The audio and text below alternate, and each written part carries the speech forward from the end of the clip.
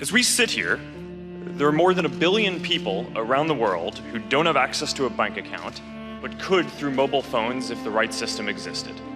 That includes more than 14 million people right here in the US. Being shut out of the financial system has real consequences for people's lives, and it's often the most disadvantaged people who pay the highest price. People pay far too high a cost and have to wait far too long to send money home to their families abroad. The current system is failing them. The financial industry is stagnant, and there is no digital financial architecture to support the innovation that we need. I believe that this problem can be solved, and Libra can help.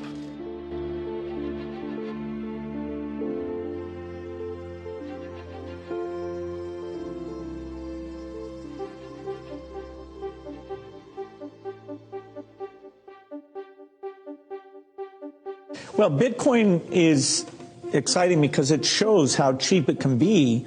Bitcoin is better than currency in that you don't have to be physically in the same place. And of course, for large transactions, currency can get pretty inconvenient.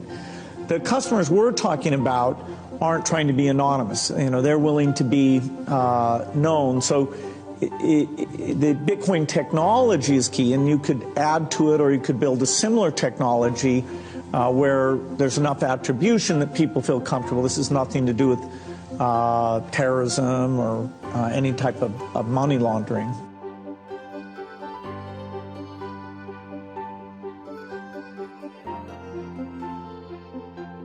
If you and I buy various cryptocurrencies, they're not going to multiply. They're not going to be a bunch of rabbits sitting there in front of us. They're just going to sit there.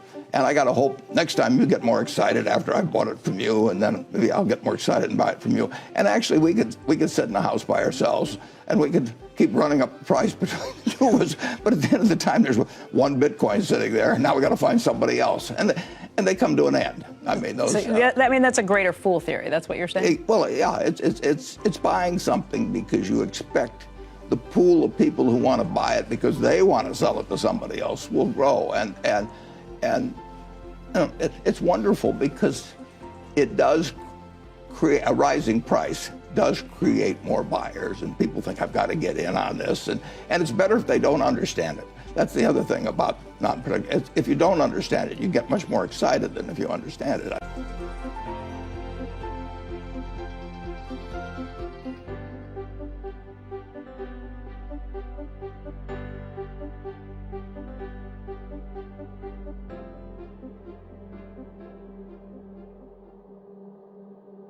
I think Bitcoin is probably a good thing, but it's essentially I think it's primarily going to be a means of doing illegal transactions.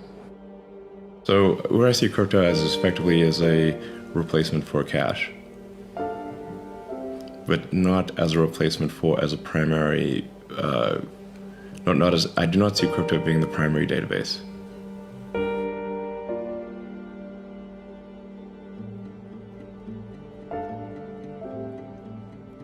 The thing I want to know is that what value, what things that the Bitcoin can bring to the society. But behind the Bitcoin, the technology itself, really very powerful. So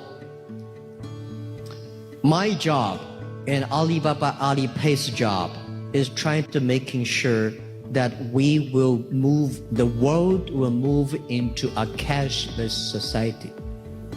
The society can make everybody equal, make everybody inclusive to get the money they need, and making sure it's sustainable, inclusive, and transparent. I hate corruption.